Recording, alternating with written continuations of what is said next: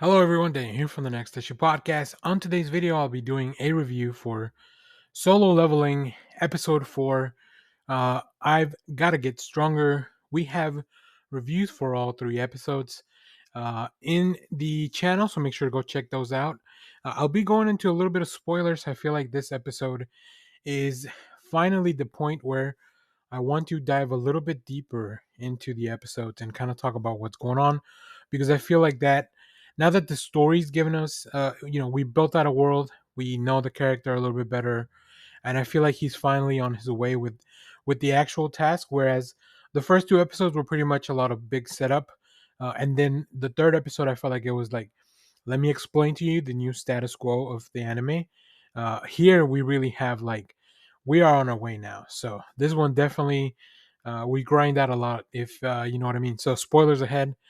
So we pick up with Jinwoo, who is in that special dungeon that only he can see because of his new game like a heads up display and everything.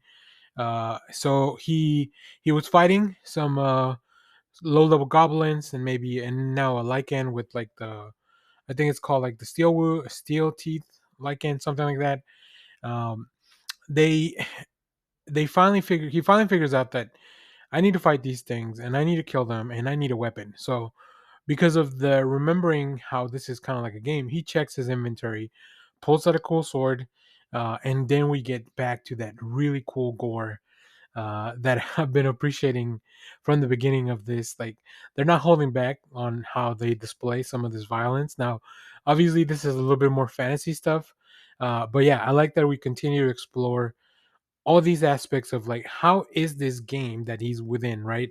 Whatever has happened to him, because kind of turned his life into a game. With missions, side quests, leveling, all this stuff. Now he has put a lot of his XP, if you will, into his strength. So he obviously wants to be stronger because I feel like that's where he feels he was the weakest. I will say, I think that might come back to eventually bite him in the butt. Now, I haven't read the manhwa, so I don't know. That's just kind of the vibes that I'm getting right now. So uh, he's then attacked by a pack of these lycans with the steel jaws. And he just starts grinding. Like if you've ever played one of these games, he starts grinding for XP after killing all these wolves. Uh, he finally heads down to the main dungeon. He feels that he's ready. Because of his increased abilities, he can also sense that the boss down there was a lot stronger. He figures out there's uh, the aspects of the games of like whenever he sees an enemy, he can see their name above, and he figures out that depending on the color name, that is telling him are they stronger, are they weaker, in comparison to his current abilities. Uh, he he's still too weak. He figures it out, and this snake like is just kind of having his way with it. Like it's just kicking his ass all over the place, but he continuously remembers how he has overcome the most powerful thing he can ever remember in that dungeon. And he has overcome probably his biggest challenge, and from there he uses that as motivation, saying like, I've already lived through this. I'm not gonna let any of that stuff. So he summons powers. It looks very cool, very very cool animation where his determination kind of powers him up a little bit, and we get a really cool animated sequence of him and the snake fighting it out. Um, he figures out that he can destroy this snake with his strength because the sword breaks. It finally gives out after all the use. But that sequence is just very well done. The animation is incredible. It really lends itself to for us as the viewer to feel like the snake is very powerful. It's very fast in comparison to our main character. He does defeat the snake. He gets a lot of rewards. He gets some venom from the snake, but also we get a dagger that it looks like what I've been seeing on the promo art.